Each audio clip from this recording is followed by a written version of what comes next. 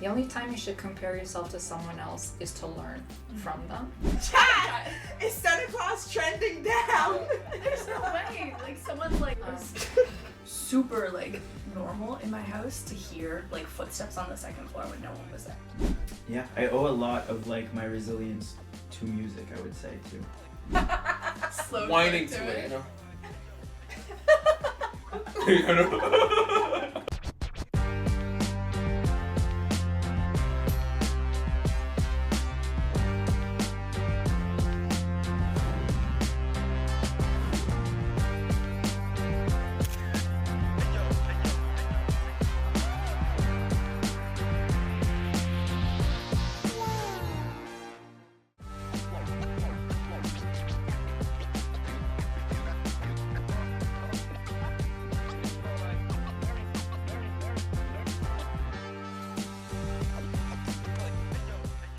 What is the last spontaneous thing you did? I mean, for your birthday. Hmm? We went out for your birthday, and we just made plans 45 minutes before a committee show. So it was nice. I wasn't planning to go out. Yeah. But then I was like, you know what? It's your birthday. Let's go. Yeah, that was your first comedy show, too. Yes. How was that for you? We debriefed a little bit, but how was it? It was good. It was very light, and I needed that lightness. And, like, not thinking about anything else. I was just like, oh, I'm wondering where this joke is gonna go. It felt very nice. It was very good. Yeah. I think one of the most spontaneous things I ever did was when I was in my 20s, I got asked to go to Thailand to open a store, and I was like, yeah, let's do it. And everything was like paid for me, and I didn't have a passport, and they got it in like 24 hours. And I told my mom, and she was like, you're gonna die. And I was like, great, it's just great. But I almost did die. What do you mean? Yeah. I had like an acute appendicitis while I was in Thailand. And like, I just thought I was having my period because like I have really bad cramps. And 4 days later, I'm still like, no, I'm just getting my period. And everybody was like, you look like you're gonna die. And I got to the hospital, and they were like, we have about 25 minutes before it bursts. And I was like, oh, okay. So So you mean you were in pain for 4 days? yeah. And I have That's a high insane. threshold for pain, clearly. Yeah, so 25 minutes. they had about 25 That's minutes left. They rushed me, and I got operated, and it was like, I'm in a foreign country, I have zero family with me, and I'm gonna get operated. Oh my Let's God. see if I make it. Did Yeah. you open the store? I did. Yeah. Actually, the day I went to the hospital is the day that I opened the store. Oh, what a day. Yeah. What a day. Yeah. I like to live fairly spontaneously. Like, if the mood strikes me to do something, I like to do it. I think that's trusting your gut is really important, and it leads you to like where you're supposed to be in life. So Mm-hmm. lots. Super Yeah. super specific. Was there a moment like where a friend like called you up and was like, let's go do this random thing? Sure, probably. Can I remember it? No, I don't know. I have So valid. I have a horrible memory. I have an atrocious memory. But probably, yeah. I would say. I love it. Kind of in the same boat here. Like, I barely remember what I did yesterday, so it's like, also because it's absolutely true. Like, I was thinking, like, why is it so hard to think of a moment? But it's because I also live such a spontaneous life constantly. Like, it's just, I mean, as an actor too, you don't have much of a choice. You have an audition due tonight, let's do the audition right now, you know? Like constantly on the go. What's the next contract? Just going with the flow of things. It's That kind of like a, self-tape, get it made. literally, like today, you know? I received it yesterday, I filmed it today, and it's done, you know? Like, spontaneity is such a part of the schedule now that it's just like, the what is the word? The norm. The norm, there you go. The norm. Where do you think your sense of humor comes from? Depression. Trauma. Yes. That's what's up. Say more about that. Oh God. Enough said. I'll talk to my You therapist know. later. For real. No, this is group therapy. So Yeah.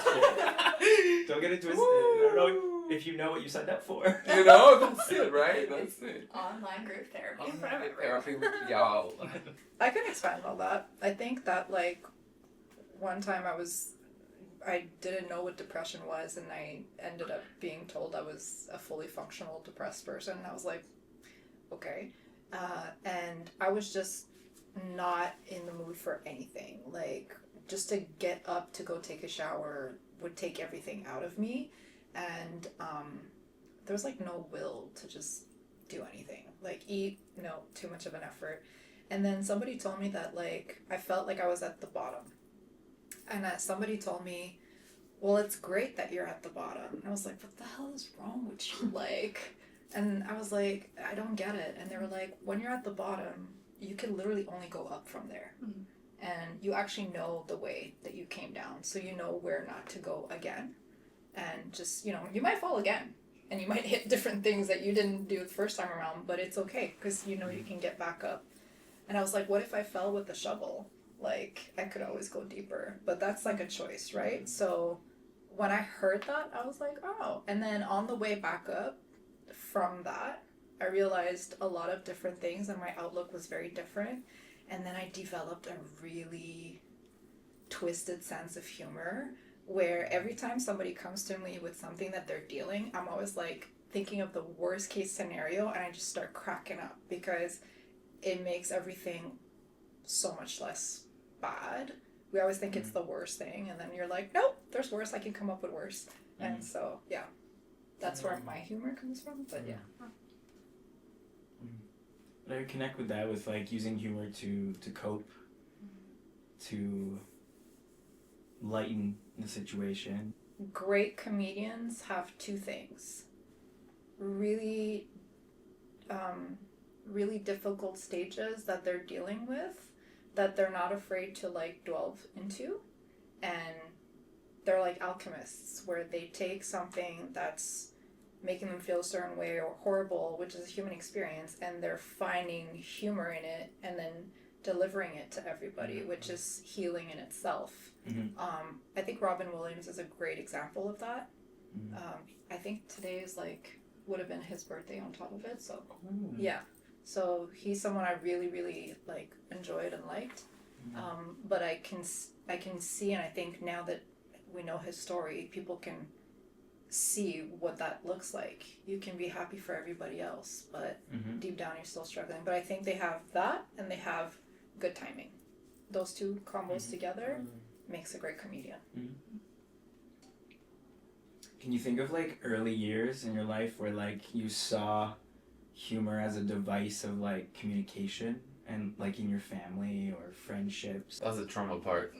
That's the trauma part that I'm talking about. Oh yeah, 100%. Yeah. Absolutely. Yeah, that's because to me it was I'm basically the emotional support of my mom, and well, yeah, some other family members, and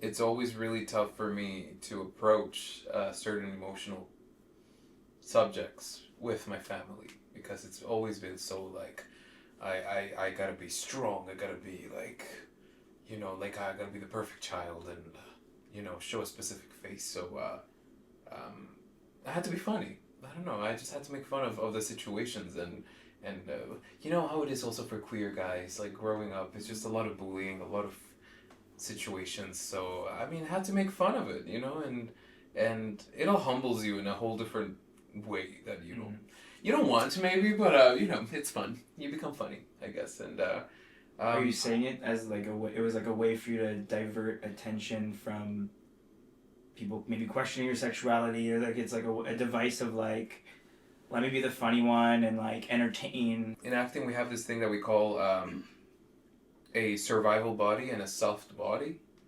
And the soft body is obviously who you are, who your character is, and the survival body is what you show. And basically that survival body was me trying to be funny, and just showing that I was like super joyful and just yay all the time, a happy-go-lucky guy, and that's my survival body. It's like a shell. Exactly.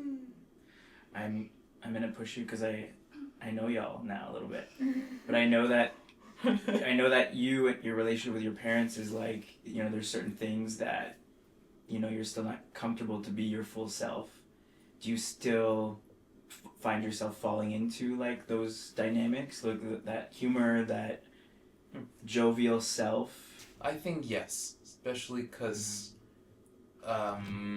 there's a lot of situations right now that are happening that are not comfortable for all of us as a family. So we all, like, when I say as a family, I always mean like my mom and I and my little sister, we're like a little molecule. Yeah. And we have to, if we're going through something really tough, we have to make fun of the situation. My mom is also really good at that. Like, she's really good at just seeing the fun in the situation. She's a really, really strong woman, so I really take a lot of I admire her a lot on that. And but yeah, it does make it hard to be truthful in a way, or kind of be scared to say certain things that I think, because there's like a line that I don't want to cross. Do you feel like if you go a little bit deeper, like you'll be the party pooper type of thing? Or like you're gonna bring everybody to have to look at what's in front of you and they don't necessarily want to do this? Is that what you're saying? That second one. It's the not wanting to face that. Yeah. But also I do question if I'm ready to see the truth of certain things too, you know what I mean? Because I mean, yeah, you can, I mean, I can't point at the other person too, but for sure there's other stuff that I'm seeing in my mom that I am going through too, of not accepting or not wanting to think about certain aspects of life that I don't want to accept and confront. Yeah. My humor came from childhood trauma. Emotions weren't like super talked about or like put through or like felt in my household. Happy ones, absolutely. Happy, funny, go lucky, for sure. That gets a positive response. But like upset, mad, depressed, just the negative emotions weren't really dealt with. So I haven't known how to deal with them for most of my life. It's something I'm exploring in therapy. It's great.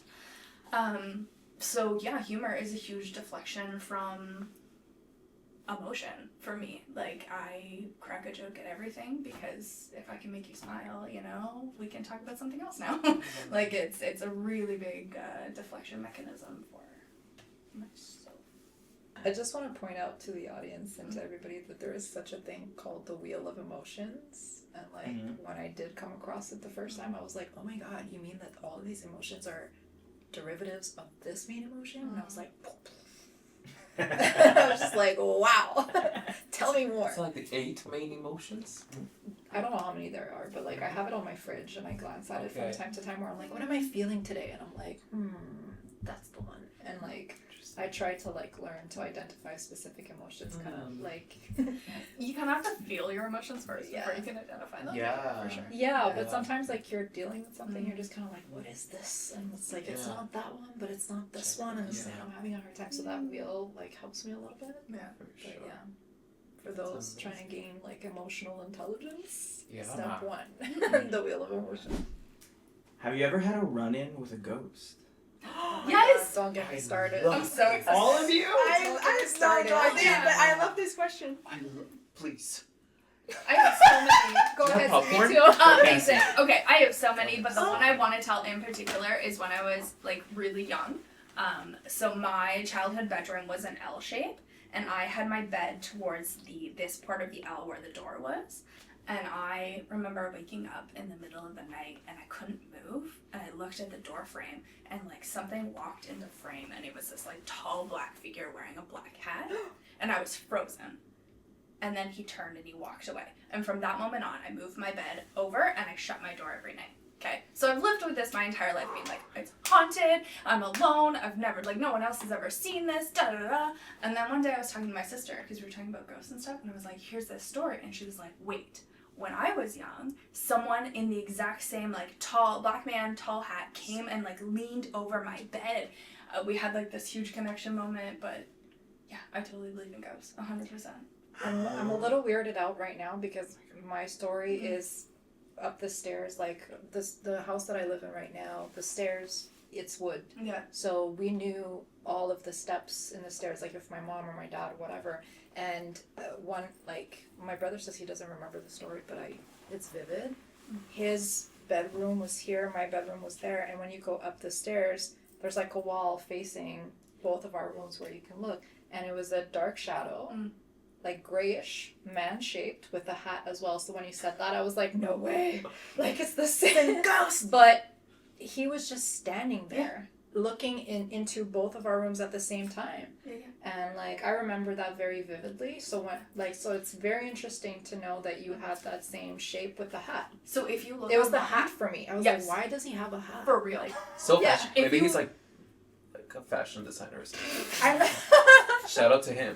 He's serving with his fashion. He was serving for sure. Like, But this is interesting because now I'm gonna want to know, like, the audience, who else has had this experience, and maybe we can like. That's the thing. If you look online, you can actually find like so many people, so many kids have had the same experience of a tall black man in a hat.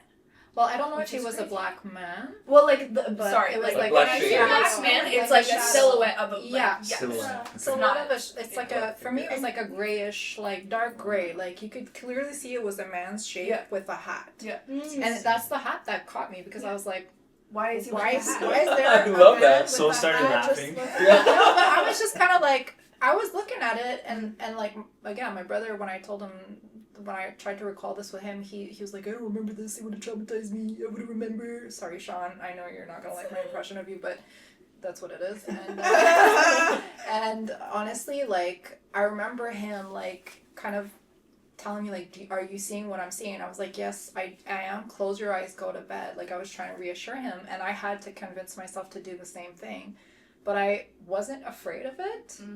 My grandmother once told me, like, if you're afraid, if they're not a good spirit, they're gonna love that, and they're gonna just mess around with you. So, like, yeah.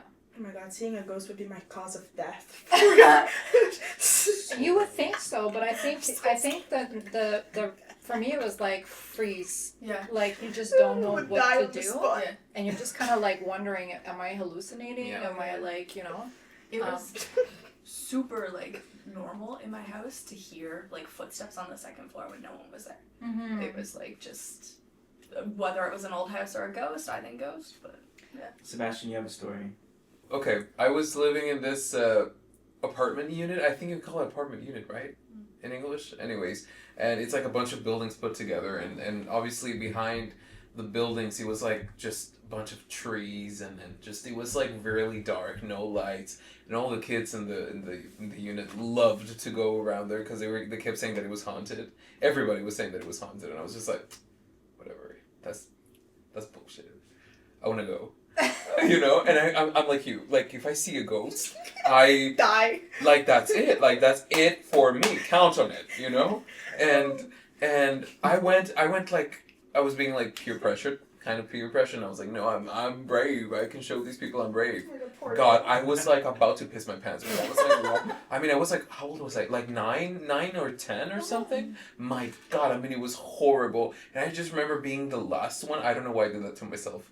Wait, I want to recreate this because it was quite the experience for me. Because I was walking around and I was like, guys, there's nothing. Like, there's nothing here. Like, come on, please, let's go back. Yeah, let's go back. There's nothing. And I remember at one point, like, I think it was my brain. There's something. Oh yeah. And I remember at one point I turned around. I don't know if it was my brain. I don't know. I think it was my brain. I hope it was my brain. That's what you're choosing. And yeah, I'm choosing to believe it was my brain. And I turn around and I see this little creature thing. I mean, with like, I remember it vividly with like horns and like feet and like So like a this. demon. Yeah, literally a demon. That's what I mean. Like, I think it was my brain. And I just turned. It was a labubu. It was a labubu, guys. It was a labubu. And like, now I know better. And like, I turned around. I did not even give it like a 0.5 second to see it. It was like this. And when I tell you, look, I was fat. Okay, I was fat. I was like, you know, all of it, bald. And when I tell you that I was running faster than those tall athletic ones, like the tall athletic ones were behind me, I was like, Oh my god! I was like, mission. oh my god! And I was pushing. There were little kids with us. Gone. I mean, I was like, like I was the first one out of there. Using toddlers as bowling balls. Literally, it was like, this demon is not gonna catch me first. That is for sure. You know. And what we And, do know about Sebastian is that you are a survivor. Yeah, I'm a survivor. That's what I am. I survived. Artist, survivor, you know, synonyms. I was just meant for this life. I was meant for this life. Those demons ain't catching me, you know? And then that same moment, when we arrived, one of the skinny athletic ones, who was like out of breath, was like, all of the kids left and we were just there like, what did you see? And I was just like, girl, I don't know. Like, I don't want to talk about Doesn't it. even want to bring it to life. No, I was like, no. And then I remember us just like, because we're talking about like something over there. We both turned around, and I swear to you, we saw a shadow, a tall shadow, like this. Did it have a hat? No hat. I don't remember a hat, but he was definitely like a tall shadow, and he went like this. And then and we because I remember, and then I remember seeing that, and I was like, no. I was like, no, there's no way. And I look at him, and he was like, did you see that? And I remember us both looking at each other and going, like immediately, second part of the running. And that is my ghost story. I survived it. And you're like, and that is when I lost my babysitting job. Absolutely. You actually unlocked a memory for me because my mom always tells this story where I'll give context that it was just me and my mom for like a good 2-3 years when I was like ages 3 to 6, let's say. And there was this one point where she came to check on me in my bedroom, and she walks in, and apparently I was just on my bed and she's facing me and I'm pointing to the top corner in the like behind her, being like, he's there. Imagine being my parents. Like on the God. ceiling? Like on the ceiling? Like in the corner of the ceiling, like I will be like, Insane. give this child to adoption. Really? middle of the Those are the night. moments I'm like, I'm so happy at Terrifying. home. For real. Crazy. Freak Oh, out. Crazy. I'd be like, oh But my God. animals too can tell when they're like, Oh, there's 100%. ghosts in That the is so true. room. But at least they're not telling you Like- like there's a man in the corner. Yeah. You know what I mean? Yeah. Well, Like, they have Well, their how does- ways. They have their ways. How does a pet tell you? right. It's like they bark at like Yeah. something very specific for days, and you're like, why are you barking at that door? Right? Or cats. Cats that yeah. just like Yeah, a little- cats feel it. They just They look. just look. Cats I had- are I had ghosts. Let's be one- real. I had one cat called Saturn, and Ghost. when I was living in NDG, every night I would close the door, and she would first she knew I was going to bed, and every night she would come and she would just like lay there and she would just look like on top, and I was like, what's going on? And she would just like every night I was like, okay, Saturn, you need to go, and she would go by the door and she would look all night. Oh. Like she was guarding, like a guard dog. It was, yeah. All right, next question. What's a phrase or expression you find yourself using all the time? Holy schnitzel. Yeah, sorry. Oh my god. I'm so excited. I don't know why I'm so excited. Cassie? Absolutely. Is it? Yeah. Oh, it's so Absolutely. true! Oh my god! Absolutely. Yes. Okay, good to know. I was like, oh, I change phrases depending on what like I'm hyper fixating on. Right now it's like, what do you mean? I don't know. I was just like, or no, say why I oughta. I kept saying it on the way to New Brunswick, and we had a communoto, and it like kept the Toyota Corolla like assistant kept popping up and being like, how can I help you? And I was like, no, go. Anyway, sorry. It is what it is, or it's never that serious. It's not I that keep deep. telling I keep telling myself that all the time. Yeah. What's your I phrase feel or like I'm expression? always saying like, that's insane. You say something like, that's insane. I'm I've like, heard you say that's that. insane. I'm like, oh, that's insane. Always. Either that or like I'm always like with my friends, I'm always like starting any phrase with chat. Like, Oh yes. chat, Oh what my is God. this? Chat, Yeah, what yeah. are you doing? Chat, what is she doing? Chat. What does like, that mean? What is that? Like Yeah. chat is like chat It's GPT. like- It's just Yeah, slang. no, it's like It's when, like a Twitch streamer. It's like talking to their chat. Yeah, exactly. It's Yeah. it's for the streamers. Yeah, that's why. chat. It's like an invitation to start talking? You know how in like streamers on streamers. Like, It's chat. so- Streamers. I'm ready. Like, No, it's like so true. I'm I thinking use you're it Gen more Z, than right? No, I'm Where were they? 34. Where were they when I only had the AI? Hey. Wait, we need to hear this. We need to hear this from Marianne. Sorry. Explain. What No, but it's just like I use it. I don't know, like. But I don't use it more for. I don't know. Mine comes from ChatGPT. Okay. Okay. Wow, we're using slang from ChatGPT. But it's Like actually, ChatGPT, like like- chat. What is she doing? And like, the chat. But who are Like, you actually chat, saying that what to? is this? But usually we say chat for like. But like you address your friends like It's that? Yeah. It's But like like- talking to but your like- chat stream. Yeah, exactly. It's like they Yeah. send a lot. We're They gone, send a so lot. Yeah. Of we're, rumors, yeah. we're flying. Yeah. But like, I have this one friend that like keeps wanting to run with me in the morning, and like he never wakes up. So like, at some point he's like, "Do you want to come on a run?" And I'm like, "Chat, is he gonna wake up?" Like that's how I Oh, I see, react. I see, I Like see, I it's a see. bit like a silly, sassy way Okay, okay, we're learning. We're learning. I am going to use this all of week. like. You know what? I say all the time. That's insane. What is something you're truly terrible at? Chat. Chat, what you think? What you think, chat? So I'm gonna say like math, science, and all of that. My brain just goes like. That's so true. Yeah. Yeah, the math is not mathing for me Math is most not of the mathing. time. Yeah. Unless Give me it's like numbers and, dollars in my bank account, I understand everything. But anything else, not into it.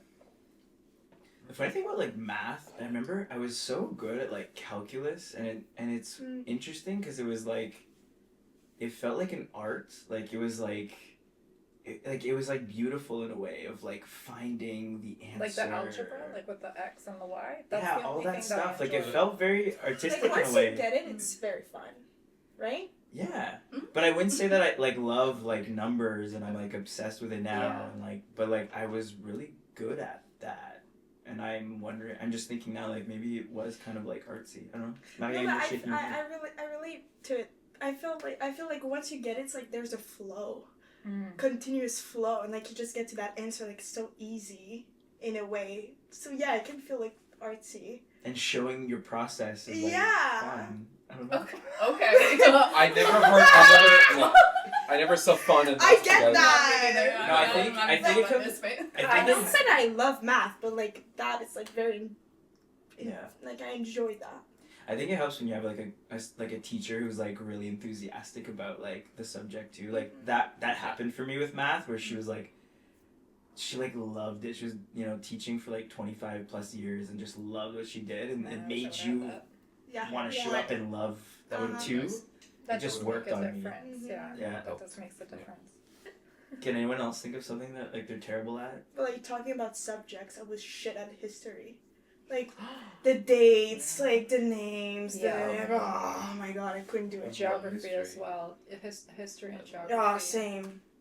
Yeah. Mm. I loved history. Hate The it. only history I enjoyed was Egypt. Oh my That god, was yes. the only history I enjoyed. I was like, I come from this world. Tell me more. yeah. I was a queen. Right there. Yes. Queen. Yeah. Only the queen was showing. What is something you've learned from being part of the Ripplecast? I've learned that we are way more interconnected, related, like on so many more levels than you would think, right? Like we've talked about it. I think outside, probably on filming, is like most of us we would have never met each other outside of Ripple, Fact. and we shockingly have so much in common. And we're all at like different stages in life, different demographics, like all of these things, and we can relate. Like that's been really, really interesting for me. Completely. Yeah. I'm channeling MJ today. Yeah. Oh yeah. Shout out to MJ. Can I just say that I feel like I've learned more about myself thanks to being here, part of this beautiful cast, because I think I found myself being more introverted in a way. I was gonna say the same thing. Yeah? Yes. Okay. What do you mean? You know? Like, I'm usually so, like... I mean, it's not like I'm not like that with you guys, but I'm just... I don't mind being quiet. I've been delving more into the... I don't need to be talking all the time. Like, I just... You know? If obviously, if it calls for that, sure, but because I feel like there's so many of us, and so many different personalities yet so similar. Also, so it's just like everyone is taking a lot of space beautifully, you know. So it's just like I don't need to be trying to take up space or whatever. Like, you can just be here, and I'm still gonna have a lot of fun. It's still gonna be heard, still gonna be appreciated, you know. And it's really nice. It's really nice to be in an environment like that. It's probably connected to what you were saying about being like that comedic relief or that entertainment. Yeah. Used to like being on. Yeah. And this is a space maybe where you're seeing. I don't need to be like, on. Like you said, you don't have to be. Yeah. Yeah. Yeah, definitely. That's what I've been feeling. Yeah.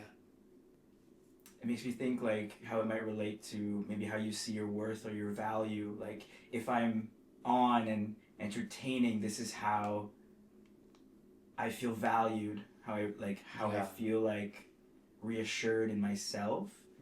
And maybe you're learning a new aspect that you don't need to bring that, and you can still bring value in your presence. Absolutely. Julia Cameron says in The Artist's Way, the censor being like, no, but you're not gonna be heard, or you're not being enough because you're not talking. Like, you know, it's just stupid stuff. But yeah, it's really nice to play with that balance. You know. Talking about another cast member, Melinda, you know, she brought up in our group chat about being introverted versus extroverted. You know, she's someone I think probably would connect to you on that, in that she's, you know, this rapstress, she's, you know, spitting bars, and she's a performer. And now she's interacting with these new personalities, and she showed some vulnerability in being like, hey, like, I'm just curious, like, because she was, you know, you could see that she was feeling maybe a little bit like, how do I fit in all these, with all these voices and these new kinds of personalities that I'm interacting with. And I just thought that was so cool to see her show up in that way, and her vulnerability to be like, don't quite know how like I fit in here, but like let me ask a question and start a dialogue. And I think I saw and I felt, even just in that group chat, everyone kind of soften and surround her. And I don't know, do you have any thoughts on like that specific experience? Yeah, I thought when she expressed that, I thought it was very courageous of her. It was probably not easy to do. I can't speak for her because I don't know her like that, but I know how much of a challenging time I have with being vulnerable. That's what I'm learning with this group, to just, like, it's a safe space, you know, and it's like, it's beautiful to see that you're accepted just for who you are. It's almost like it's a fresh start type of thing, and it's great. It's a good feeling, but I really thought it was great that she did express it, and I'm glad that she did, and I hope she felt like supported in that moment. I think it's just like a fun example that I keep thinking back to it, because it's a clear example for me of like someone choosing to be brave, someone choosing to be vulnerable, say something a little uncomfortable, and then seeing directly the lines of connection that built from that. Yeah. You know, she sent us a screenshot of her, a selfie of her going on her date, and like, you know, it's just opening up a little bit more. Yeah. It's cool. Yeah, I thought that was cool. It's like, it's sometimes you're like, vulnerability, cool, like, yeah, I think that works, and then you're like, oh look, here's like a concrete example of like connection built from that. You know. What about you, Marianne? Is there something that comes to mind? Wow. Yeah. No, it's just lately I've noticed, I thought that this podcast thing would have been easier to open up, but I found myself much more listening than saying stuff, even though like I say them, but I just find myself like a bit more nervous every time I talk, which is interesting. Why are you nervous though? I don't know, that's why I'm asking myself. Like, it's weird because there's this complexity in me being a dancer, so I have no problem being on stage or like on the podium, a spin.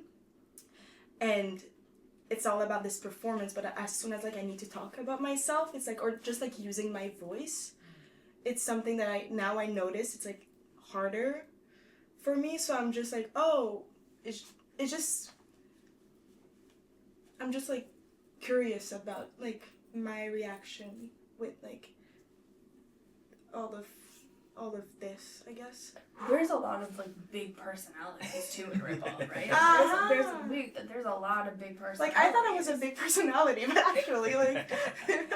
I'm finding that really interesting though. I never like would have thought of it, but I saw you and Sebastian connecting on that, and like you're both performers, artists in your own way, and I'm interested. It's different. It's fun, maybe just to take away and like think on a little bit more. It's interesting to see, like, like in a podcast like situation where like there's cameras and like people are gonna listen, but I'm not in a performance mode. I've never been in that situation before, so it's just interesting to notice how I'm reacting to that. Yeah. Like this little nervousness of like, oh, I'm not channeling anything else other than myself and my thoughts, my reflections. Yeah. So, yeah. Did your family eat meals together when you were growing up? Yes. Yeah. Every meal. Almost every meal together. Yeah. Yes. Every meal together? Every week. Oh, sorry, like every day. Every day, one meal. Like every dinner? Yeah, every Yeah. dinner was together. Yeah. Every meal is crazy, sorry. Was there like a ritual to it? Like someone set the table and then like everyone has to be there before everyone starts eating? Like what was the vibe? That, very structured. Yeah. Very structured. I think us, because, I mean, Colombians were so family heavy. Like, our culture is so family heavy. So, it usually was more during Christmas. I feel like from what I remember during childhood, that it was just everyone, the whole family came together from all over the place just to see each other on the 24th and the 31st. And, like, in special events like that, in special occasions, the whole family... whenever someone was graduating, the whole family, like the 35 of us would just meet up somewhere. Yeah. And again, there's the mother's side and there's father's side, so it's just like, which one are going to spend this time with? So it's like, seeing my family was kind of like a weekly thing. And not even weekly, I would say like bi-weekly thing. Like every 2 weeks it was like, okay, which family are we seeing today? Okay, we got to adjust to the drama. Okay, sounds good. And now when we got here to Canada, I feel like my family started eating together when I was living, like my dad, my mom, and I. I feel like we were eating together. I don't remember really well because those years are kind of like a blank to me. But lately, like for the past 4 years, it's always been like my mom and I eating together whenever it's possible. Whenever our schedules match, like, we do our best to eat together, at least at night. Like, for dinner, we eat together. Yeah. But, it's very important for us. Yeah. I was always so jealous of, like, friends who had families like that would, like, meet so regularly for, like... Which wasn't the best. Same. No, like, even, like, huge families, but huge problems, too. Like, and just the most stupidest problems, and... It's like, it has its pros and cons. But when you think back to it, wasn't it fun? Wasn't it like living in a reality TV show? That's what you want? Romanticizing yeah, you really are. Brendan. What do you think? Like, it's like House Wives. No. God, no. I mean, I prefer the family we have now, honestly. Mm-hmm. I feel distant. It's little, literally from like far away from me, because all the drama and the people wanting so much from you and expecting so much from you because you live like in a different place, so you're like exotic, you're like, oh my god, you're rich now. It's like, no girl, I'm broke. I'm just in a different country, but surviving. Literally surviving, like, yeah. That's his true expression. That's really, I think that is my true expression, surviving. Marianne, you're from an Italian family. Yeah, like you said, like heavy family culture. It's funny because when I was in high school, we used to just have like one night where we used to like eat together, just because like my brother was at basketball practice, I was like in a rehearsal all afternoon, like just like our schedule were not matching, but like it was always important. Like Sunday night we have dinner, but like every time I fly in to see my family, it's just like almost every meal, like lunch, dinner, together at the table, and it's a thing. It's like 2 p.m. you have lunch till 4, and then like everyone like goes to sleep, and then I don't know, like you go downtown for a little bit, and then you come back, and it's dinner at 9 p.m. and like goes up to like noon, midnight, and it's so fun. And That's like, in Italy, you're saying, yeah. right? When you go visit? Okay, yeah, like even though like sometimes they're working, it's like, yeah, everyone is like talking over each other, and they're just like cracking jokes, and like my uncle and dad are just like bonding on the side with their wine. It's like so fucking fun. Like my cousin is just like always like cracking a joke and like talking so loud, but like I just love listening to them, and I feel like so like, I don't know, good when I'm over there. Like I just wish I was there like more often. I love those moments. I feel very calm and secure within myself, and like I have nothing to worry about. Like, yeah, just talking about freedom. I feel very free in that moment. Is there a song that always triggers big emotions for you? Mariah Carey was definitely the one that, like, kind of like Cassy, it was more kind of like, do good, smile, get good grades, and like, don't really bother us. It's not that I was bothering them, it's just I didn't feel like I could express myself truly. And for me, I kind of learned English by reading the lyrics of Mariah Carey, and like anyone who's gone through that will tell you she's a songwriter before she's a singer. And I wholeheartedly believe that, because that Same. woman's vocabulary is like I literally learned proper English reading her lyrics. And a lot of the songs that she was writing, like There's Gotta Be a Way from the first album, Vision of Love, like that whole album is like cemented in my heart and in my DNA. Like love it. I've literally learned to tap into emotions through songs. The same way you act and you dance, for me it was singing and like seeing where she was breathing and like really kind of going through that. So she has a lot of like songs in my life, but nothing that brings me to probably Mariah Carey's Looking In is one that like gets me emotional for that stage of my life. I'm like trying, I didn't think I had an answer to this, and I'm like trying to be present for you, but I thought of one song. I don't know if you remember that song by The Fray called How to Save a Life. Oh, yes. In my feelings. Oh, yeah. How does it go? How to Same. save a life. That's it. Like, where did I go wrong? I lost a friend somewhere along in the wilderness. I would have to hear that's it. such It sounds a good familiar, one. but I don't know that. I just like, I did get to see them live when I was in my early 20s, and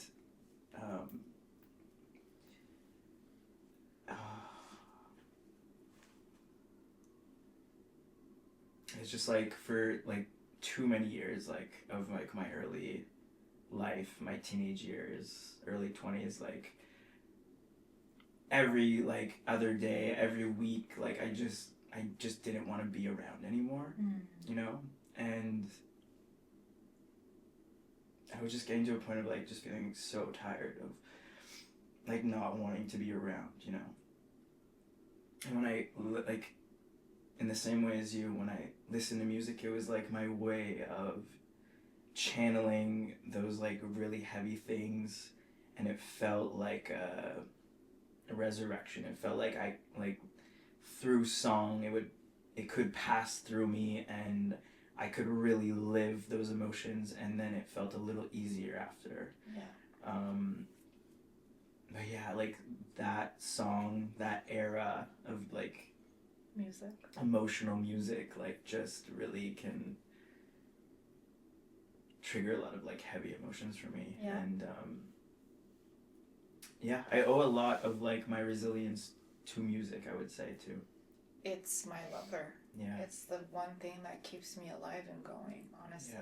Like it's the only thing that's ever been there through apart from me breathing. That's the other thing that's been constant. You know, it's funny, like it's easy to talk about like these rising like concert tickets and like, but I truly like there's nothing matchable about the euphoria of seeing your favorite artist and like the songs you've like belted in your bedroom and been like when it's just you walking through the city, like so alone but so connected and feeling so human, feeling that humanness. And don't get me wrong, I would love $100 concert ticket to see my favorite artist again, but it's one of those things that I'm willing to drop a little bit of money on because it's so meaningful to me. Yeah. Anyway, I relate to that quite a bit. Most of my life, including now, I've struggled with suicidal ideation and stuff like that. Music was really big for drowning out those thoughts of like when it was too much or emotions were too big, and like just to like shut my brain off, like headphones on as loud as I could and just listen to it and yeah. Anytime you need a friend. Mariah Carey reference.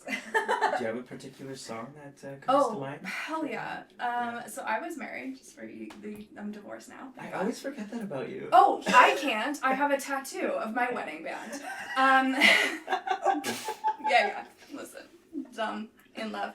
But my old wedding song, every time I hear it, I get immediately pissed off and just like, I Get pissed off. Of course. Oh, sorry, you don't know. My ex cheated on me. Oh, in an affair, so like immediately pissed off. Yeah. So that for me, that like immediately triggered.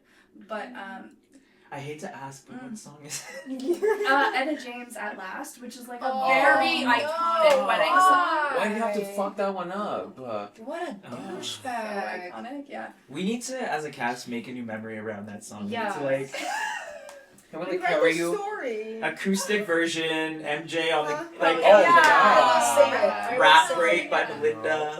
Yeah. Let's get Twerking to it, you know? Hell yeah, absolutely. Slow twerk. That's so slow. Whining twerk to it, you know?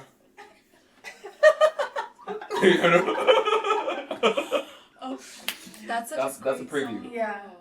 But on like a more positive note, my Shania Twain for me is really big. It was like my mom's favorite artist, so like linked to what I can remember of early childhood stuff was my mom and Shania Twain, and like my mom's best friend, who I call my Mama Kay, and Shania Twain, and like her daughter and I singing Shania Twain, like all of them. Okay. Yeah, just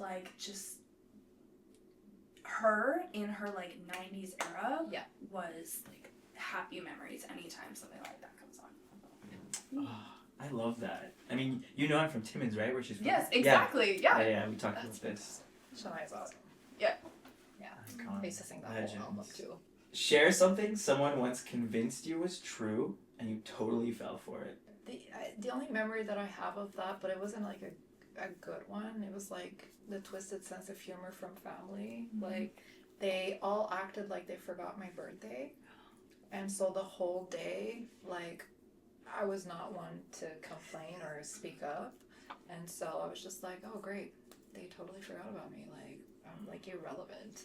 And then they waited until the nighttime to kind of like, when you were pissed. well, I was really Sad. feeling so numb about it that I was like, oh well, just kind of, you know, I know they love me, but it was just kind of like, why would you do that? Because then for the rest of that birthday, like I'll never forget, it was like a Saturday and we went shopping. It was like the normal kind of like thing. But then when they were like, do you really think we would forget about you? And I was like, I don't know, guys. Like, it's kind of the end of the day, so how am I ever going to know now? Like, it stuck with me. They probably did remember, but I'll never really know. I think they did remember, but they were just trying to play a funny prank. It's not funny. But I did believe it. I did believe that they actually forgot that it was my birthday. Yeah. The only thing that I could think of is like Santa Claus.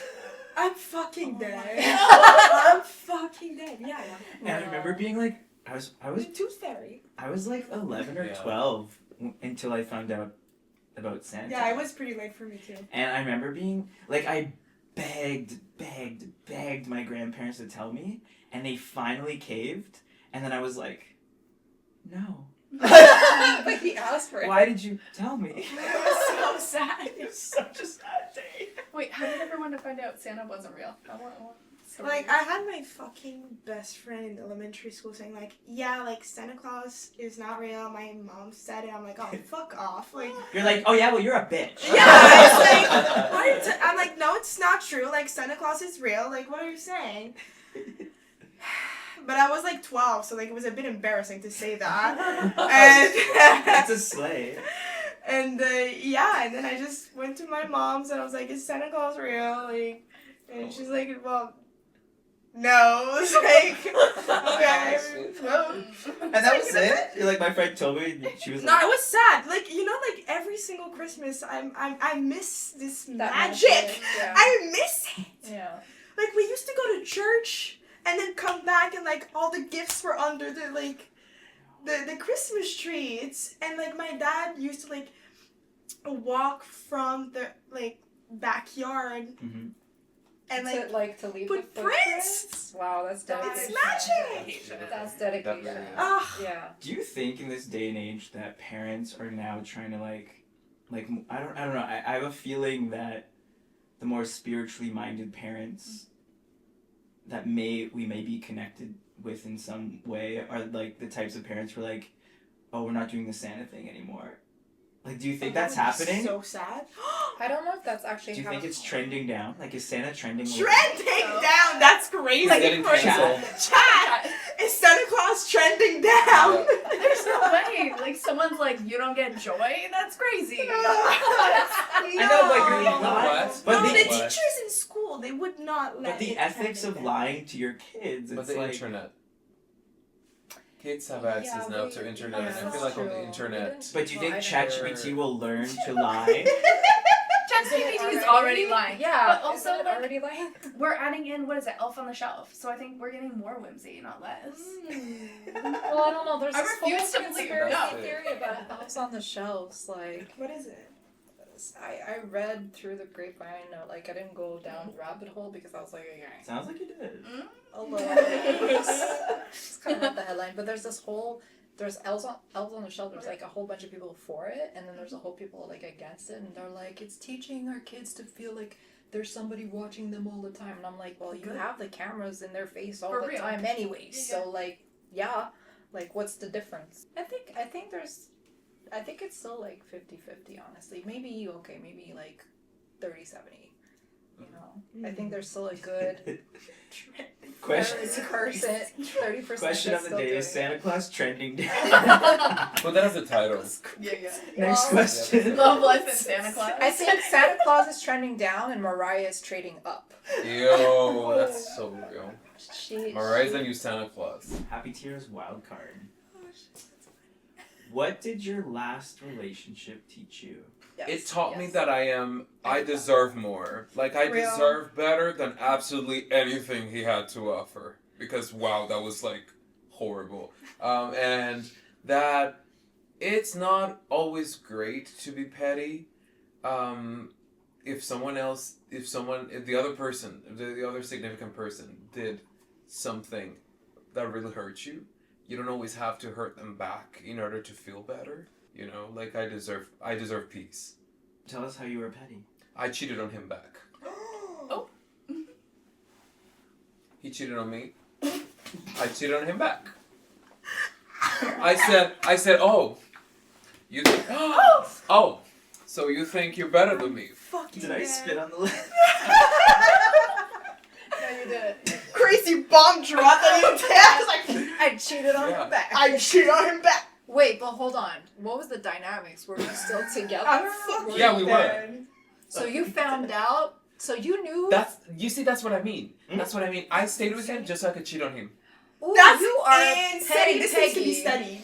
I know. And That's what I mean with. I- That's what I mean with. I like that side of me. I'm like a bit scared of because I'm like I wouldn't do that now. I wouldn't do it. Yeah. I wouldn't do it. Like I'm way past that. I agree that you should absolutely leave. Like if you found out, Be a better get person. out. But I was like I refuse because it again, doesn't serve you to cheat it's like back. the second. No, it didn't. Like it just made me feel worse. I was just like, why did I even Actually, do that? Like why am I wasting my time this way? I could just be No. healing instead of cheating on him like back. You know, Yeah, it wasn't very pleasant, but I don't think he ever knew. I don't know. I don't know if he'll ever see this.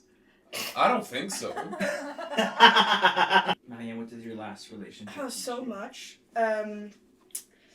I learned what love bombing is, what manipulation is, how low someone can have emotional intelligence. That age doesn't fucking matter on your maturity. Do we have the same ex? Oh, probably, babe. Probably. Also, Sounds so familiar.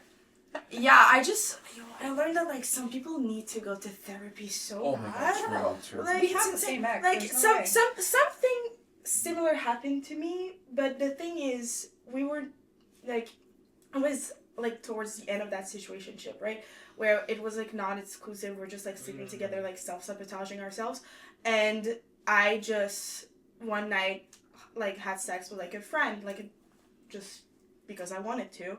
And then I just felt bad, so like I told him like, hey, I had sex with that, like, you know, with that friend, and he lashed out at me saying like, I don't want to share you, but like I cannot be with you, but like I love you, and like that's why. No, you know what? 2 weeks later, he comes to my place and says, yeah, so I had this thing last night. I met this one girl and like I slept with her. So I was like, get the fuck out of my apartment. I hate the shit out of you, that like, because you. That's immature. Oh, no, wait, you're not. That's not the bomb. Oh my So, god. like. I'm so nervous. She's pregnant. So, like, I don't want to hear from you ever again. I'm blocking you from everywhere because you said I don't want to share, na. And then 2 weeks later, you do the exact same thing because your ego was hurt. But then, a week later, I just meet him, like, somewhere, and he says, that was all a lie, I just couldn't handle myself, like, this. Child. And, like, I had to make you hate me. Child. I had to make you hate me because I don't trust myself with you. Like, I love you too much. Like, I can't do that. What kind of So I had to make, that phrase, I had to make you hate me, so traumatic. I'm like, Gaslighting. Truly, It was truly, horrible. truly. it's That's fucked messed up. up. fucked It's fucked up. To borrow a word, insane. That's that's insane. Still recovering from it. It's been a year. A year, Yeah. girl. And I'm still like, What made No, but that's valid. What made you endure the conditions of the situationship for so long? I was asking myself that question a lot. Like, to a point where I was hating myself for it. I'm like, why am I still in that situationship? And at the time I had a therapist. I'm like, why do I come from such a... Because before that I had a very beautiful and healthy relationship of 3.5 years. And it just ended because we just grew apart, whatever. And I was like, why coming from that relationship I end up in that shitty situationship, right? And she just said... how did she say it? She's like, doesn't mean that like you come from a healthy relationship that you have all the tools to like deal with every single relationship in your life. Now you're just learning, and then once you're gonna get out of that situationship, which I'm telling you, you need to get out of that, like that's what she said, you're gonna have tools now. So like when someone else is gonna come into your life and it's gonna act the same way, you will know that they're like, they don't have good intentions and they're just like manipulative and very love bombing. I was just younger, trying to figure out myself, not in school anymore, had a retail job, you know, just young. It took me a while to figure out that pattern. And sometimes, you know, that love bombing, like, you will find nice guys that are actually meaning well, and like they're actually not love bombing you, but it feels that way. But it's very challenging to tell. So just trust your gut, and actions speak louder than words. If somebody says something, they say, oh my god, I'm so sorry, I'm not gonna do that again, and it keeps happening, bye. Like, just bye. That's what I learned from my last one. Like, once I figured out that pattern of like, even if I have a ring on my finger, I don't care. If you've told me it's never gonna happen again before and it happens again, give me a minute. I need to process. Oh yeah, no. And that's that. So just follow your gut and like, yeah. Cassy, would you mind if I asked what you learned from your horrendous... Yeah. I learned quite a few things. Like, one is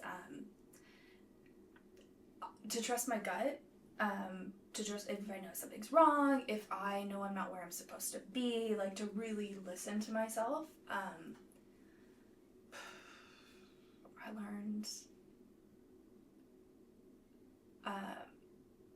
I learned to feel, not because of him, but because of the action.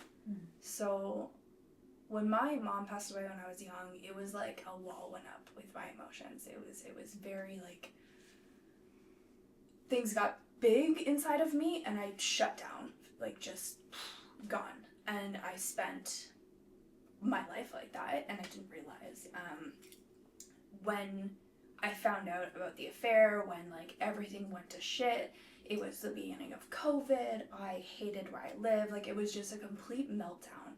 And it felt like a dam burst out of me.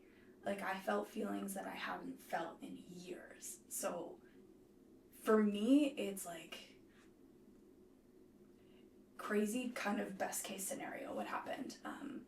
Because, like, if he didn't have an affair, if I didn't find out, if all of these things didn't happen, I would still be in London, Ontario. I would still be miserable. I would be not sure about who I was, what I was doing in life, like so lost. I would be numb. I would be a person who I thought I was supposed to be, as opposed to like actually finding myself. So I'm gonna say that relationship taught me very little because I wasn't authentically myself.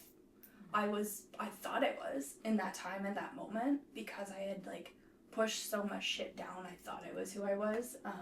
But at the breaking point is when I've like turned around, when I've been myself, when I've figured it out, when I cried. Like, the very first episode, you asked some like pretty intense questions and I started crying. And like, I don't cry. Like, before 2020, I could count on my hand how many times I cried in public to friends, like things like that, right? Like, it was a huge breaking point for me. Do you feel like life was trying to give you signs, but 100%. you ended up like just denying them? Absolutely, 100%. So because that was like the catalyst of like, okay, well, you're not listening. You're gonna figure out a way for you to get it. I thought I was who I was supposed to be, where I was supposed to be at. Yeah. But like my gut didn't feel right, and I was just like, no, like this is it. I have the family now. I have the white picket fence. I have what you were looking for. Right. I have the complete family with the healthy family, like extended in-laws. Like, I have what everyone wants, what I should want. That's beautiful. Yeah. I'm glad. I'm happy for you. Me too. Yeah. It sucks you had to go through that. Oh, Yeah. it's a like fucking the reverse shit show. Yeah, the reverse Sorry. of it. Apologies. Do you want to move here? Do I? I don't know. I will. So. Another thing, like if it was to answer this with this language of the question, what did it teach you? It like taught you who you are. Yeah. 100%. Who you really are. Yep. Yeah. Who in the cast is most likely to end up with their own reality show? I think so. Yeah? I think so. I think you could end up with a really good reality Real show. Housewives of Montreal. You know, Montreal. No, I've already thought about that. It would be a total fail. You see? The language laws alone would kill it. Oh, that's... You're It so would. right. No. You're so right. Désolée la gang, mais non. I feel like you would be really good at clocking people. I feel like you could just, you know... It would be like but that like, slap game, but like with you know, verb. But that's what I mean, or like, I don't see you as someone who will participate in the reality show. I see you as the host. I'm here for the tea. And we're here for the... That's what I mean, with the fan and everything, like you and MJ, I feel like y'all will kill it in a reality show. See, I see John. I was Me, gonna say I see John. John on a reality show for sure. Oh yeah. Big Yeah. personality. Yeah. But Soul, I feel like if you had your own reality TV show, I'd be really invested because you're very like homebody in a way, Yes. and you make everything interesting. Yeah. Do I? Like I would love watching you How just am I like. not monetizing this. I would love like going in your basement with the flood and like just everything you would I posted that last year. turn everything into like I was something like- engaging. You can do ASMR. Yeah. I hate that shit. Or Oh, do like same. ghost hunting I reality am show. not. Ghost hunting reality show or something. Okay, this is good to know. This has been a really great study group. Yeah. I'm gonna go back to my agent. Mijan, we have a date about this. Yeah. Who else? I feel like MJ could MJ like. would totally. Yeah. MJ in a love one, in like a love reality show would be, Yeah. but he would Like participate. MJ They would dates. participate in it. Yeah. I will host. You could do like a ripple dating show. That would be fun. Yeah. Like then like What's the premise? find love. Fishing. What's the premise of it? I want to see you as a judge or hosting a dance competition. Oh, that I see you in Yeah. for sure. Really? Get those Yeah, I would you're judge right. everyone. The thing is, like, I don't like a lot of dance pieces. I'm very critique. Ooh. You're Simon Cowell. Huh? A Simon Ooh, Cowell? What's that? Like a Simone judgy, Cowell. angry. No, but not angry, but just, I don't know, I'm very critique with my... It's I like Simon though. What I Oh, like okay. about Awesome. dance.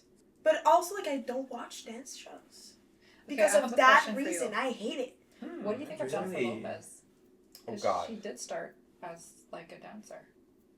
I Like, mean, that's she's her good, real she's doing job. her thing, but, like, I don't see her as a dancer, I see her as a singer-performer. Who's that? Jennifer Lopez. J-Lo. J-Lo.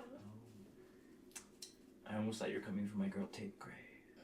No, baby, Tate McRae, different. Different league. No. Tate McRae is I love her. a dancer. When was the last time you laughed really hard? Oh, last night at the film festival. We need context because no one knows what you're talking about. Oh God. Okay, I went to No a one film knows. festival, premiere of a film festival last night, and it was really fun. And there were multiple short films, and there was just this one. It was not meant to be a comedy, but it just kind of was because the whole story and the effects were very, very, very, very vintage. You know, very Microsoft Paint. very like PowerPointy.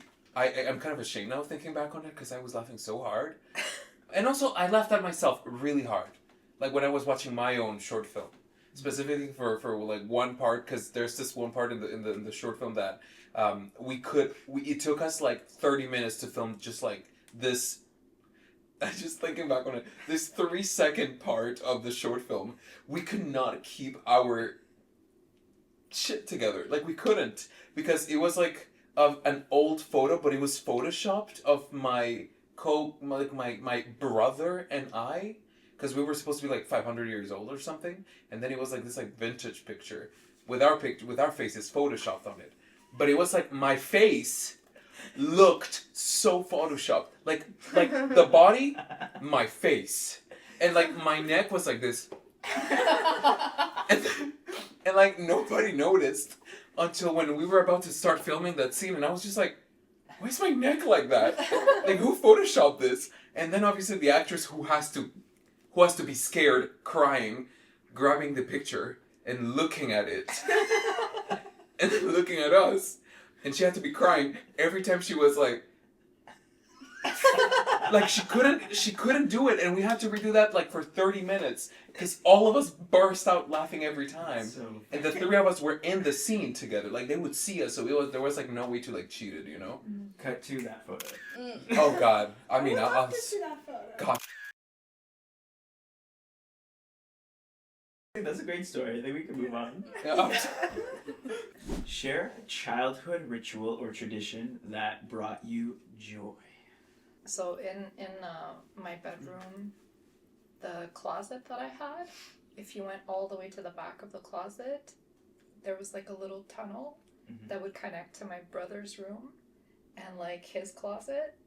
And so it was really great because I would wake up on like Saturday morning, and he was really like a late sleeper. And one time I like actually went in the thing. It would just connect because the chimney was there, and I would just like go behind it. And then when he would clean his room, he would put like everything in the closet to make it look clean. But I knew that that's where it was. So one day I just kind of like came into his closet from the inside and I like opened the door and then I just started like throwing everything as if it was a ghost and he freaked out. And it brought me so much joy.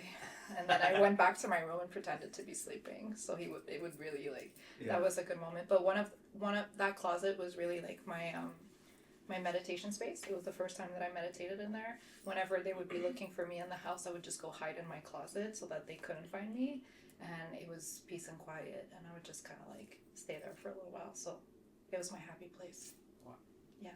Funny enough, I never had to come out the closet, so. Oh, that would have been perfect. And I mean, it would have been a great story. Really There's still would've. time. Ripple's actually a queer conversion experiment. I'm Yeah. definitely a queen. Honestly, But we're the majority. There's Yeah, we really are. minority, We're taking over, y'all. My breakfast. Like, I'm sorry. no, it's just like, Walk us through that. yeah. so like for the first 12 years of my life, I had the same breakfast, which was chocolate soy milk with 2 raisin bread every single morning. And I keep that tradition or like obsession. It's not, but like my breakfast has changed. But like every single morning I have the same breakfast. And if I don't have that breakfast, it's like my day is not starting well. So my parents were like, she's gonna grow out of it someday. Boy, were they wrong. I mean, then it just changed with coffee, but it was still the same 2 raisin bread toast. Mm-hmm. The like soy chocolate milk made me think of my parents split when I was pretty young, but they maintained a really good relationship, and I would see my dad like every weekend, and usually I learned my inability to cook from him, which is fun, and so we'd often go for like brunch at like, you know, breakfast place like on Saturday or Sunday, and we used to put those little creamers that you would put in coffee. We would flip 4 of them over and make 2 goalposts, and then the chocolate milk straws, we would take it off, wrap the paper like a little soccer ball, and then we would like flick it and play soccer That's really cute. while we waited for our breakfast. That's adorable. Stop. Oh, that's adorable. Oh my god. Yeah, I just remembered that. I have a terrible memory, but there's something about chatting that unlocks memories that you're like, oh yeah, I forgot about that. Mm-hmm. You know, you just reminded me of something also with my dad. It's one of the most beautiful memories I had from childhood is that we used to take a walk again back in my era of being chubby and bald. We used to take like a 50-minute walk to like a mall, and the only way he could get me to walk that far was because we would get ice cream at the end, and it was this like McFlurry ice cream, like the Oreo McFlurry. That I just loved. I remember I loved that. I was like obsessed. But also every weekend, we used to go on a walk also. He loved making me walk, that man. This time it was for books. Oh. Every weekend we got a book, and this like, think about it as the equivalent of Indigo, but in Colombia. Yeah. And it would be like a 50-minute walk also, but in a whole different way. And I would just stay there for hours, like in that like bookstore. It's called Panamericana. Yeah. And I love that place. Even when last time I went back to Colombia 6 years ago, I had to go back. Yeah. It's such a special place for me. It's so funny that you say that, because I relate to you with like the dad and the food, connecting in that way, but also the books thing. Books were something that I figured out pretty early on, that whenever I wanted a book, it was yes. Yeah. And it was only in adulthood where I started reflecting on like why that must have been, and I've never asked him about it, but I think it became clear to me that it had something to do with like intelligence and education, and he was like, I will always say yes to this because it means books equals education equals a successful life. Like there's something in that formula that he wanted to push. Same. Yeah. Yeah. Even to this day. Yeah. To this day, I still ask my dad sometimes if I don't have the money, because surviving. I'm like, books are expensive. yeah. Oh my So god. expensive. Like what? When did Why they is like it $25? for Like, what for? I'm gonna do a plug for like Books are NUG's Self-help. Encore bookstore. Yeah, It's I the buy best. It's the best. Encore is fantastic. It's I the love best. going to Encore, but also We Facebook love Market. Encore bookstore. I've gotten some phenomenal books on Facebook Market. Mhm. But even then, when I really don't find the book I want, especially because I've been reading a lot of BIPOC stories, and a lot of BIPOC authors are not being sold on with big brands, and they stop being published. So because I'm doing a lot, like there's this book. Can I say book names? Yeah. Is that okay? Because there's this book called Black Sun by Rebecca Rowanhorse that is from 2020, and it stopped being like sold anywhere. Why? And she's an indigenous. Oh, shit. She's an indigenous author who created this beautiful fantasy series, and it's not sold anywhere. And I was like, what? What do you mean? And you could only get it online. So those sort of books that I'm just like, and it was quite expensive. So I was like, Dad, hey Dad, what's up? I want a book, you know. So yeah. I actually did think of something. Yeah. So, my stepmother was from the U.S., so like every 6 months we would go over and spend like a week or two. But on those car trips over, my sister and I would play this like license plate game, where you would get like the letters and the license plate, and you had to make a sentence out of all of them. Yeah, Oh, so it that's was like fun. our Interesting. Wow. Yeah. That's really cool. So like, Mm. give me some letters. I'm gonna show off my talent. R. K, X, X, yeah. L. L. One more. P. P. R, X, L, P. Really with the Real xylophones love potatoes. Interesting. Yeah. X? Wow. That's I so love fun. that. So we would play that, and it was a blast. I liked it a lot. You just unlocked a memory for I me. love this. For like when we in the summer we would travel to Maine all the time, and like the drive was pretty long. Yeah. But my dad would put on some Randy Travis, and I love that album. Like, just love Randy Travis, and there was a Chat, what is Randy Travis? Same. Country singer, right? yeah country singer. Okay. Is there something you're currently navigating that you'd like to ask the group for advice on? Okay. We're all fairly creative. How do you guys feel confident in your art?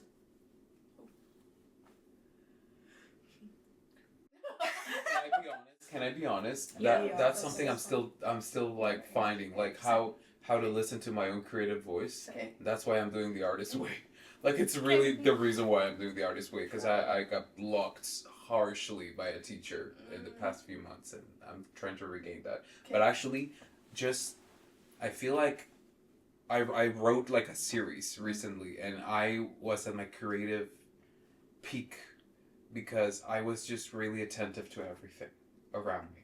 Like I was not listening to music as much. I was not reading as much. I was just listening. And that, I don't know, like it just unlocked something completely beautiful in me, and that allowed me to, because I'm not consuming constantly, I have to create if I want to entertain myself. That's what allowed me to create this whole series that I'm gonna be putting on soon. So that really helped, just disconnecting in that way, but still not disconnecting from a certain part, but connecting in a whole different level that we're not used to. That really helped. Yeah. For me, I discovered that like a little while ago. Okay.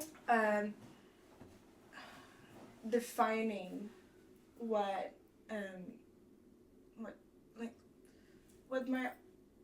my own craft and art is for myself. So like, what nourishes you as an artist, and trying to like dig into that. So like, I don't know, you bring like one word, like you can think about one word, and like, what does this one word mean? And like every, I don't know, like just brainstorming over that, and then once that is clarified, I feel like that's where you find confidence in your art. Because if I don't know, for a long time I felt very lost in my art, and I didn't want to dance in those moments. I didn't feel confident. I didn't want to go to auditions. I didn't want to go to classes. But once like that all clarified for me, I have a lot more confidence to like pursue whatever I want to pursue in dance. Nice. Mm-hmm. Thank you for sharing. What was your Thank question? you. when I think of that question, I think of a lot of getting confidence is like in the discomfort and like the acknowledgement that it's always gonna be a little unstable, a little unclear. You're gonna have moments of great inspiration and moments of downtime and uninspiration, And that goes like this. Like you can't have. and it's such a mixture of things, you know, and it's like there's no clear path. And I think when I hear you talk about, like you, Sebastian, when I hear you talk about like defining it and the artist way, I think it's about connecting to your process. And I think you get confidence when you can see your process in maybe a clear way when you define it, and then you can acknowledge at what point of the process you're in. So, you know, if you're feeling like in a rut or you're a creative block, you're like, oh, I've been here before, but then I got out of it before. Because it's a flow. Yeah, exactly. I was gonna. And that gives you confidence because you're like, you can just acknowledge it. Accepting it. Yeah.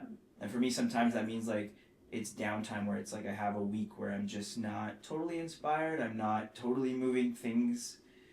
I'm not moving the needle totally on things, but I'm getting outside more, or I'm interacting with friends, or I'm going to some events, and that's opening my mind in ways that are part of my process. And to some people it might be like, oh, like it's a waste of time or it's frivolous, but it's actually, no, you're acquiring lived experience to bring back into your art, to recharge, to have interesting things to say or talk about or bring into your art later on. And those moments of pause don't feel like you're failing or stagnant or like not moving forward. 100%. Trust the process. It sounds so cliche to say that, but it's cliche because it's the truth. Like any artist will tell you, trust the process. Yeah. And it's one of the most challenging things to do when you're in it and you're trying to. The other thing that I've noticed with art is that it's kind of like Mother Nature. You're birthing something. You're getting a download and you're bringing it into the world, and you might have a specific plan for it, but like any woman who's given birth, you can have the best birth plan possible. Doesn't mean it's going to go down that way. So I think you have to be able to flex and be open for the actual art to come through. Right?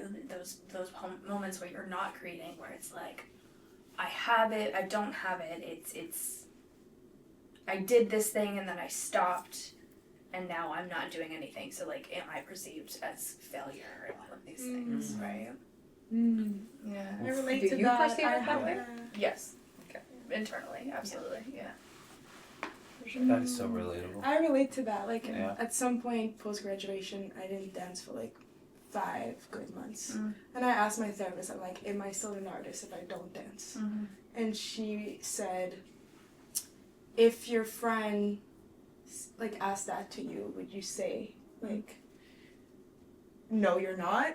Like yes, like sometimes we have like down times, and but I think it's also like just accepting that like if some like it's gonna come back eventually. I also think there's a beauty in feeding the creativity, because I feel like we're constantly but like, you know, we're constantly spending so much energy in our creativity and just wanting and like spending, but obviously it's very important for us to feed that and to feed our inner child, to have fun, you know. And I feel like what has helped me in those blocks has been to go do something that I feel like is gonna feed me, you know, like those dance classes or going to the museum, going to a bookstore. I mean, something like that, thrifting. I don't know, whatever you feel like would help you feed that inner child, and that's something that your inner child would love to do. I feel like, because I feel like children and creativity always go together. Like you're at your utmost creative when you connect with that child self who has like no judgment, who just is, you know. I feel like it's beautiful. It's beautiful to be in that state and to listen to that. Kids can just be.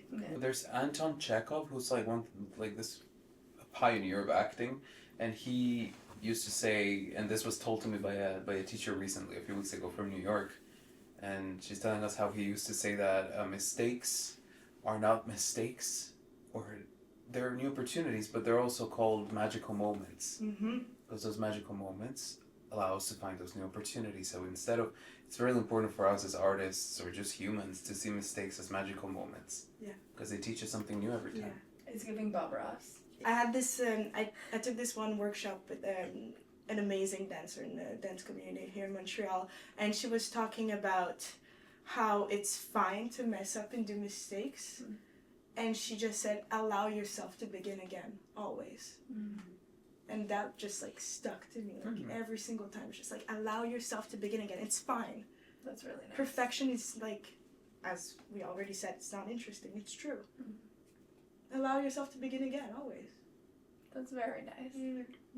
When you're an artist, and I think it's relevant for a lot of people, there's this instant gratification thing that came, like, you're all from a younger generation than I am, and I feel growing up with the internet, there's an instant gratification thing, like, where we do know that with time and consistency you will get better, you will do things, but it's kind of been brainwashed subconsciously that it should happen now.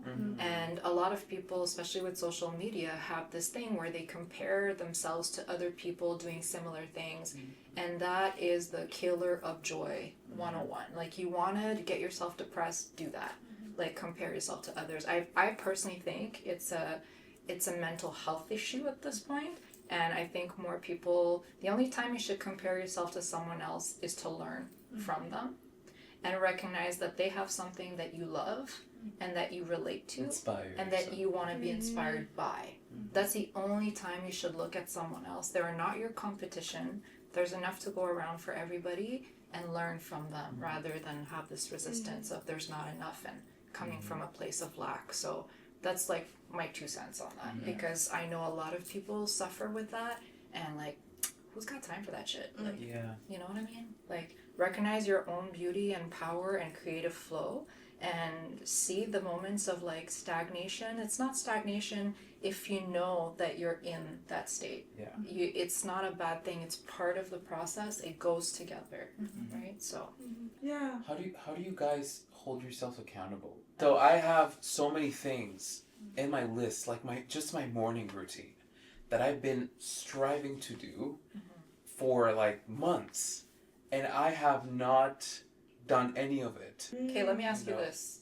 How many things are on the list? To the next one. If I could give you a pre-idea to walk into that with, it would be abandon the idea of a daily routine. Yeah. Abandon the idea that that's something, it's clearly not something that you strongly want or need. You've been successful, you just went to your own premiere, you've done things, you've made moves in your career without a daily routine. You know, these are things that you are striving for and that you would maybe like to do, but I,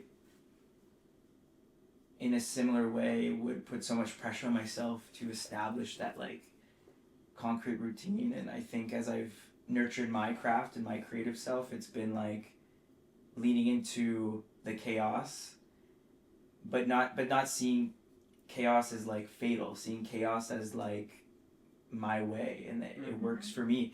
And when I say chaos, I talk a lot about at Happy Tears about a toolbox. You know, when you have your tools and sometimes you fill it with some things, a few years go by, you throw a few of them out, you keep a few, but you're always testing and learning. So for this, it's like you have those 7 things, try out 3 of them, see if they resonate. Maybe you'll try 3 of them and you'll be like, I'm good.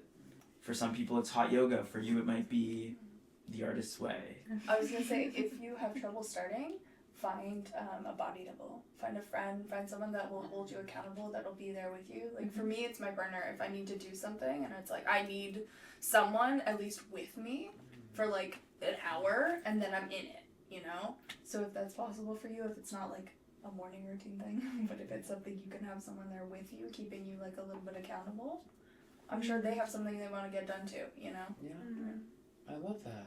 Thank you guys so much. Those are lovely. What's one place in the world that feels like home to you? Home isn't people, or home isn't places, it's people. For me, it's my chosen family, it's my best friends, it's my partner. There's no one place. It's more of who I'm with and who I've chosen to have in my life. That's not the question, Cassy. Okay, well, the I'm question just is teasing. where I'm at. So sassy. But I do agree with Michael. Yeah. Like, there's very specific people in my life that are just like, it feels like a fair exchange of energy where I could be feeling depleted and they could too, but we just like when we get together, it's okay to be in that state and we just kind of re-energize each other in that way. Shout out to Sasha. Sasha's my like ride and strive and thrive rather, because I don't like saying ride or die, because why do we have to die? Ooh, I like that term. Yeah, ride or thrive. And if not, it's my bed. My bed is like my house, my home. Like I feel good when I get in the bed and I'm like, yes. It just feels great, you know. No matter where I go at the end of the day, it's always where I'm gonna be. Yeah, like by myself. It made me, like, you really made me think about that. Like, it's like I don't feel home in my current home. I feel home in my own space, in that little space that I have that I can call like the space where I can be me. Yeah. And I can just breathe, you know? It's really beautiful because you put into words what I was feeling, and I was like, how do I explain that? For a long time, that space was the bathroom for me. Because I was like, it's the only place where, like, I'm looking at myself in the mirror, like, how am I going to lie to myself? Yeah, you know, like, can you live with yourself if you look in the mirror and lie to yourself? I don't know. You got bigger problems if you can pull that off. But I just feel it was the only place where, like, I was literally naked. Like, I can't escape it. And, like, we all know what we do in bathrooms. How are you not going to be real with yourself? Like, What do we do? I was like, wait.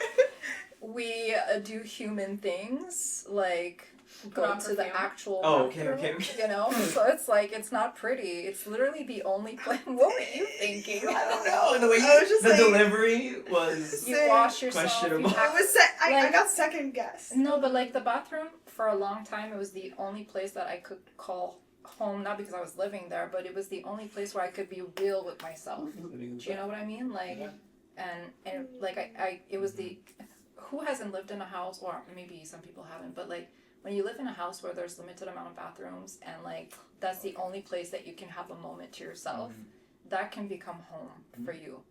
And now I've graduated to the bed, like my own Congrats. bed, like Nice. yeah. I used to get in trouble a lot for taking really long showers, and there would always be like, what are you doing in the shower? And I'm like, I'm literally just trying to be alone. Yeah. Just literally trying to be Relaxing. Yeah. They're like, but it's been like 40 minutes. I'm like, You're Just you're good. I was thinking. my parents wanted to kill Look at me. my wall. I was singing in the shower. petting the loofah. Reading the back stickers. Like, Yeah, it's giving insane what's in asylum. this What shampoo? the hell? Maybe that's why I started at L'Oreal. I was like, these cosmetics. I know them in and out. That L'Oreal tear-free shampoo. Oh, the little fishy. Yeah. When I think of like somewhere that feels like home, at first I was thinking of like maybe a city or like a country, but I do think it's probably my grandparents' home, because they've been in the same place like since I've been alive, you know, and just having that consistency of like they serve me, you know, breakfast, dinner at the same place. It's just comforting. It's so full of love. It's everything. It was like a safe haven. Like if I wanted to get away from my siblings for a night, I would always like, it was always an open door like policy to sleep in their spare bedroom, and yeah, it was just the best. That's sweet. Yeah. I want to agree with you too, that I feel like where my grandma is, I feel like that's where my home. She used to live in the same house where like my mom and my uncles and my aunt grew up, but she sold the house recently. So she moved, but she's definitely someone who I really miss, and I really miss my country. Like I really do. I haven't been in 6 years, and I really miss it. Is that when you left? No, I left 10 years ago. 10 years ago. Yeah, and I went back 6 years ago, and I really miss it. I really do. And that's a place I would definitely call home. Even if now it's been so long since I've been back, for sure it's gonna feel so different.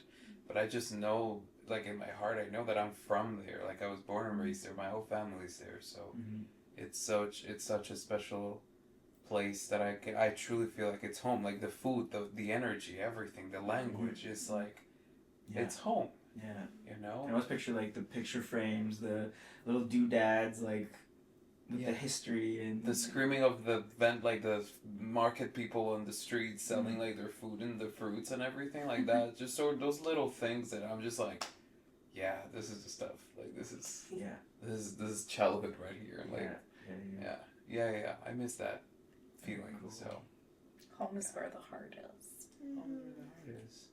bring me to Colombia, please. Go fund me or something. Because goddamn, those tickets are expensive, y'all. Rip it. Rip it good. So rip it.